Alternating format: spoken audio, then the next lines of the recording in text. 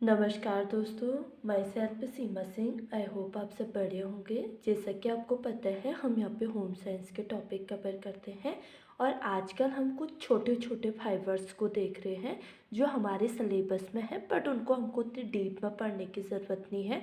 उनसे जो क्वेश्चन पूछे जाते हैं वो उतने डीप में नहीं पूछे जाते हैं। तो इससे पहले वाली जो हमारी क्लास हुई थी उसमें हमने देखे थे जो कुछ छोटे फाइबर्स थे, कापोक और हेम्पो को देखा था। और आज हम कुछ और छोटे फाइबर्स को देखेंगे। ठीक है, तो जो सबसे पहले हम देख रहे हैं वो देख रहे हैं रेमी को। रेमी क्या होता है इसके बारे में थोड़ा सा हम जान लेते हैं। जो रेमी फाइबर्स होता है ये क्या होता है, यह नेटल के पेड़ के तने से प्राप्त होता है। पौधे के तने से प्राप्त होता है। ये तना वाला रेशा है। अगर ये तना वाला रेशा है तो हम इसको किस श्रेणी में रखेंगे? तने वाले रेशों की श्रेणी में रखेंगे। ठीक है, ये हमें पौधे के तने से प्राप्त हो रहा है, इसीलिए हम इसको तने वाला रेशा बोलते हैं। और जो रेमी है इसका उत्पादन कहाँ पे होता है? इसका उत्पादन भारत और चीन में होता है। ठीक है, भारत और चीन में होता है इसका उत्पादन। और चीन में इसको किस नाम से जाना जाता है? चीन में इसको, जो रेमी है, रेमी को चीन में इसको किस नाम से जाना जाता है? चाइना ग्रास या रेह के नाम से जाना जाता है। ठीक है, ठीक है, रेह कहते हैं इसको। और जो रेमी फाइबर्स है, रेमी का उपयोग किस में किया जाता है? रेमी फाइबर्स का उपयोग नैपकिन बनाने में किया जाता है, ट्रे क्लॉथ बनाने में किया जाता है, क्लॉथ को बनाने में किया जाता है। ठीक है, बनाने में किया जाता है। इस फाइबर से हमें इतनी जानकारी लेना हमारे लिए काफ़ी है। ये इसका उत्पादन कहाँ पे होता है, कौन सा देश इसका उत्पादन करता है, और ये हमको पौधे के किस भाग से प्राप्त होता है। अभी हमें पता है कि हम वानस्पतिक रेशों को पढ़ रहे हैं, तो हमें इसके बारे में इतना ही जानना ज़रूरी है। फिर आगे हम देखेंगे कोयार। ठीक है, ये दूसरा फाइबर है कोयार। कोयार, जो कोयार रेशा है ये हमको कहाँ से प्राप्त होता है? ये हमें नारियल के छाल से प्राप्त होता है। ठीक है, नारियल क्या होता है हम ये जानते हैं, ये नारियल के छाल से प्राप्त होता है हमें। और जो कोयार रेशा होता है ये क्या होता है? यह रेशे जो होते हैं, जो कोयार रेशे होते हैं, ये मजबूत होते हैं और लंबे समय तक चलने वाले होते हैं। और लंबे समय तक चलने वाले होते हैं।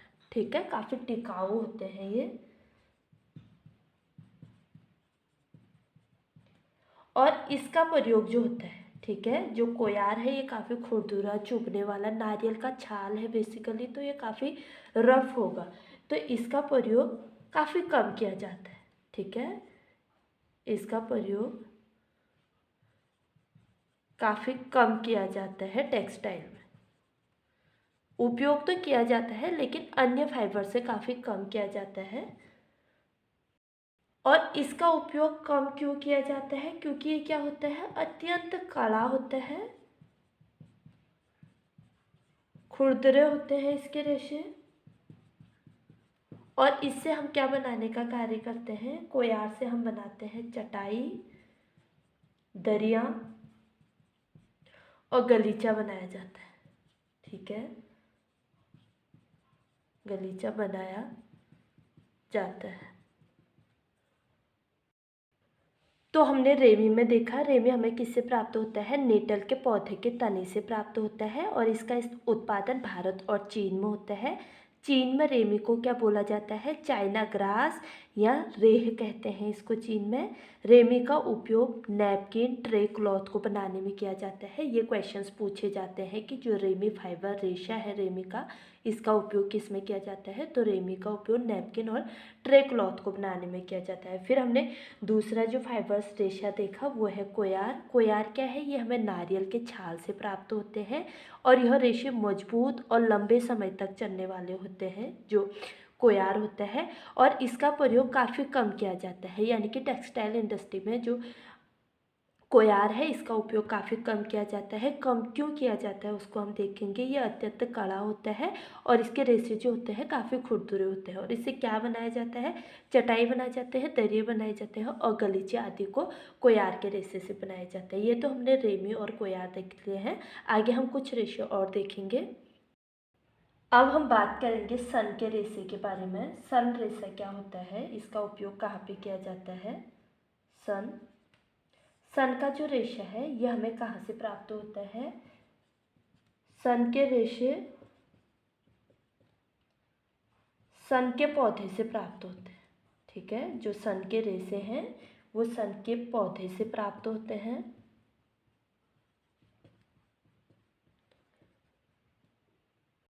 और जो सन का रेशा है ये क्या है? इसके भी तने से रेशा प्राप्त किया जाता है। जो सन का पौधा होता है, सन के पौधे के तने से रेशा प्राप्त किया जाता है। ठीक है, रेशा प्राप्त किया जाता है। इसमें क्या किया जाता है? जैसे हमने जूट, लिनन, हेम्प आदि को देखा था कि हम तने को गला रहे थे, जो पौधे का तना था, तो इसमें भी तने को गलाया जाता है, फिर रेशा प्राप्त होता है। ठीक है, गलाने के प्रोसेस हमें पता है, रेशा प्राप्त होता है। और जो सन के रेशे होते हैं ये कैसे होते हैं? सन के रेशे चमकदार होते हैं, मजबूत होते हैं, चमकदार, मजबूत और टिकाऊ होते हैं। ठीक है, चमकदार, मजबूत, टिकाऊ तो होते हैं, ये ठीक है, बट इनमें जो होती है इनकी जो क्वालिटी होती है वो सही नहीं होते हैं। ये मोटे होते हैं, रूक्ष होते हैं और खुरदुरे होते हैं। ठीक है, खुरदुरे, रूक्ष, मोटे ये रेशे होते हैं और लेकिन इनमें चमकदार, मजबूती और टिकाऊपन काफ़ी अच्छा होता है।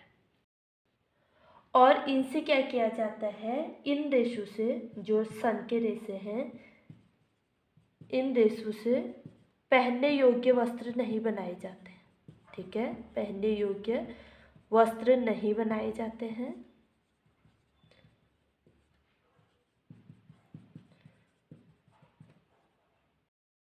और इससे भी हम क्या बनाते हैं? इससे भी हम गलीचे बनाते हैं, कालीन बनाते हैं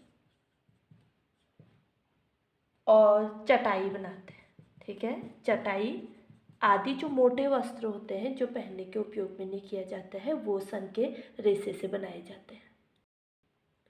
तो हमने सन के बारे में क्या देखा? जो सन का रेशा है हमें सन के पौधे से प्राप्त होता है और सन का जो पौधा है उसके तने के भाग से ही हमको प्राप्त होता है। ठीक है, और तने को गलाया जाता है, फिर जाके हमको रेशा प्राप्त होता है। तने को कैसे गलाया जाता है हम ये जानते हैं।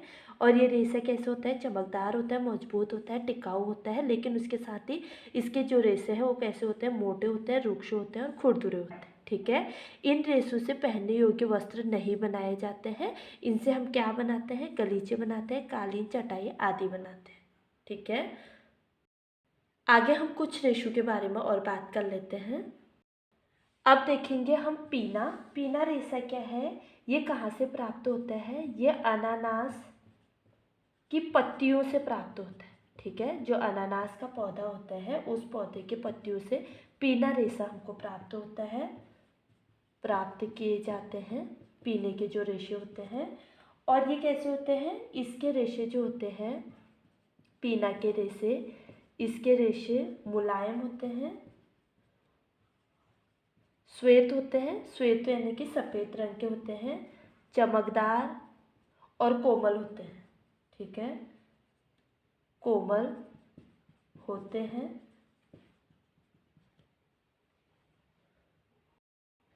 और पीना के रेशे से कैसे वस्त्रों का निर्माण होता है?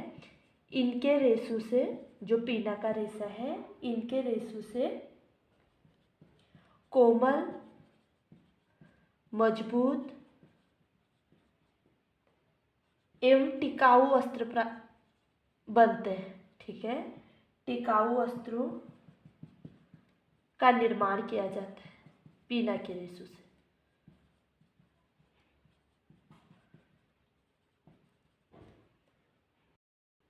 और जो पीना का रेशा है, इसमें पानी सोखने की क्षमता किसके समान होती है? सोखने की क्षमता कपास के रेशे के समान होती है। ठीक है, पानी सोखने की क्षमता जो होती है कपास के रेशों के समान होती है पीना के रेशे में।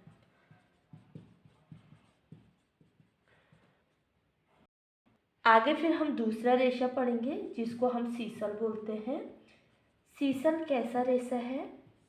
सीसल का जो रेशा है, सीसल, ठीक है, सीसल का जो रेशा है ये हमें सीसल के रेशे हमें कहाँ से प्राप्त होते हैं? सीसल के रेशे सीसल के पौधे से प्राप्त होते हैं। ठीक है, सीसल के जो रेशे हैं वो सीसल के पौधे से प्राप्त किए जाते हैं।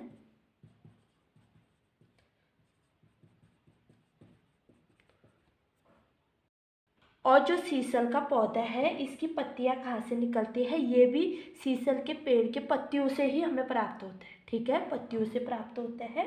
जो सीसल के पौधे की पत्तियां होती हैं, जो इस रेशे की, इसकी पत्तियां जमीन के पास जड़ से निकलती है। ठीक है, जमीन के पास से ही जड़ से निकलती है सीसल के पेड़ की जो पत्तियां हैं, और इन पत्तियों से हमें रेशा प्राप्त होता है। सीसल के रेशे कैसे होते हैं? सीसल के रेशे जो होते हैं चमकदार होते हैं। इनसे भी हम पहनने योग्य वस्त्र नहीं बनाते। ठीक है, चमकदार होते हैं, मजबूत होते हैं और टिकाऊ होते हैं। ठीक है, टिकाऊ होते हैं। परंतु क्या होता है? परंतु ये रेशे भी मोटे होते हैं, रूक्ष होते हैं, और इन रूक्ष होते हैं और इनसे क्या बनाया जाता है? इनसे उत्तम कोटि के रस्सी और सुतली बनाई जाती है। ठीक है, जो सीसल का रेशे होते हैं इनसे क्या बनाया जाता है? रस्सी और सुतली बनाई जाती है उत्तम कोटि की। ठीक है, तो हमने पीना के बारे में देखा। पीना हमको कहाँ से प्राप्त होता है? अनानास की पत्तियों से प्राप्त होता है। जो अनानास का पौधा होता है उसकी पत्तियों से हमें पीना प्राप्त होता है, सॉरी। और इसके रेशे कैसे होते हैं? मुलायम, श्वेत, चमकदार और कोमल होते हैं। इसके रेशों से कोमल, मजबूत एवं टिकाऊ वस्त्रों का निर्माण किया जाता है। ठीक है, जो पीना रेशा है इसके रेशों से क्या किया जाता है? कोमल, मजबूत एवं टिकाऊ वस्तु का निर्माण किया जाता है। और जो पीना रेशा है इसमें पानी सोखने की क्षमता कपास के रेशों के समान होती है। ठीक है, अगर पूछा जाता है कि कपास के रेशों के समान किस रेशे की आर्द्रता होती है, ऑप्शन में पीना, सीसल, कोयार, कपोक या कपास रखा जाता है, तो हमारा आंसर कपास जाएगा, क्योंकि जो पीना है उसमें कपास की तरह ही पानी को सोखने की क्षमता होती है। फिर हमने दूसरा देखा सीसल। सीसल क्या है? सीसल के रेशे हमें सीसल के पौधे से प्राप्त किए जाते हैं, और ये रेशे भी हमें सीसल के पौधे के पत्तियों से प्राप्त होते हैं। ठीक है, जो सीसल का पौधा है इसके पौधे की जो पत्तियां होती है जमीन के पास से ही जड़ से निकलती है। ठीक है, पौधे के पास जो जमीन होती है उसी के जड़ से ये निकलती है। और सीसल के रेशे चमकदार, मजबूत, टिकाऊ होते हैं, परंतु मोटे और रूक्ष होते हैं। और जो सीसल है इससे क्या बनाया जाता है? उत्तम कोटि की रस्सी और सुतली आदि बनाई जाती है। ठीक है, तो आज हमने वानस्पतिक रेशों को देखा। हम इसका एक समरी जैसा, क्लासिफिकेशन जैसा देख लेते हैं। अभी तक हमने कितने रेशों को देख लिया है, हम उनके बारे में बात करेंगे। तो अभी तक हमने जितने रेशे देख लिए हैं, सबसे पहले हमने देखा कि वानस्पतिक रेशे क्या, कौन कौन से होते हैं। इन रेशों को हमने देख लिया। ठीक है, वानस्पतिक रेशों में हमने देखा था, वानस्पतिक रेशों का क्लासिफिकेशन हम 3 आधार पर करते हैं। पहले बीज वाले रेशे के आधार पर करते हैं और सेकंड हम करते हैं तने वाले रेशे के आधार पर, ठीक है, तने वाले रेशों के आधार पर। और थर्ड जो क्लासिफिकेशन होता है वो होता है पत्ते वाले रेशों के आधार पर, ठीक है। तो बीज वाले रेशे के आधार की अगर हम बात करें, बीज वाले रेशे में हमने 2 रेशे देखे थे, कपास को हमने पढ़ा था और कोयार को पढ़ा था, सॉरी कपोक को पढ़ा था, ठीक है, कापोक। ये 2 रेशे देखे थे हमने बीज वाले रेशे में।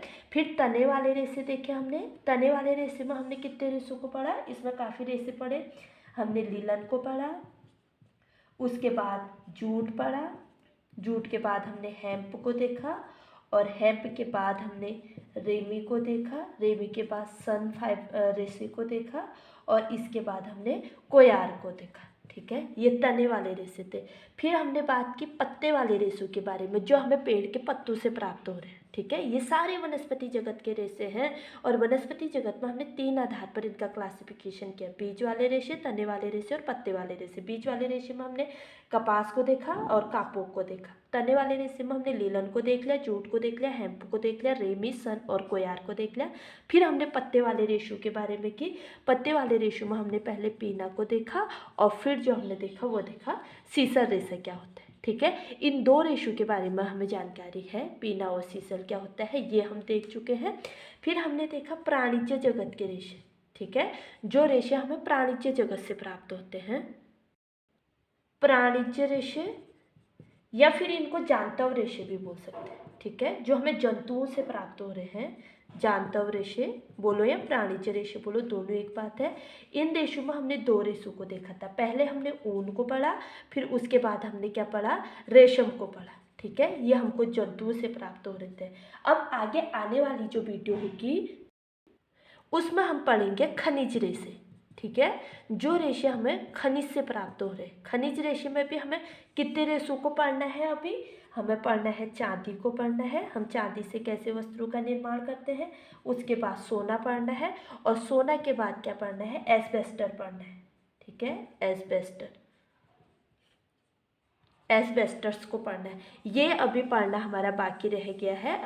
आगे जो हमारी भी क्लास होगी, जो भी क्लास होगी उसमें हम इन 3 रेशों को पढ़ेंगे, चांदी, सोना और एस्बेस्टर। हम प्राणिज्य जगत के रेशों को पढ़ चुके हैं, सारे रेशे पढ़ रहे हमने प्राणिज्य जगत के, ऊन और रेशम, जो हमारे एग्जाम्स के पॉइंट ऑफ व्यू से या फिर जो हमारे सिलेबस में है वो हम पढ़ चुके हैं। फिर वानस्पति रेशों में भी हम पूरे वानस्पति रेशों को पढ़ चुके हैं, ठीक है, पूरे वानस्पति रेशे हमने पढ़ लिए, प्राणिज्य रेशे पढ़ लिए। अब आगे आने वाली जो वीडियो होगी उसमें हम पढ़ेंगे खनिज रेशे। जब हमारे खनिज रेशे कंप्लीट हो जाएंगे तो उसके बाद हम क्या पढ़ेंगे, रासायनिक रेशे या मैन मेड फाइबर्स या संश्लेषित रेशे क्या होते हैं इनको देखेंगे। लेकिन अभी जो हमारी क्लास होगी उसके बाद हम पढ़ेंगे खनिज रेशे, ठीक है। अगर आपको मेरी वीडियो पसंद आती है तो प्लीज़ लाइक, शेयर, कमेंट और सब्सक्राइब करना ना भूलें। मिलते हैं अपने अगले वीडियो में, तब तक के लिए बाय।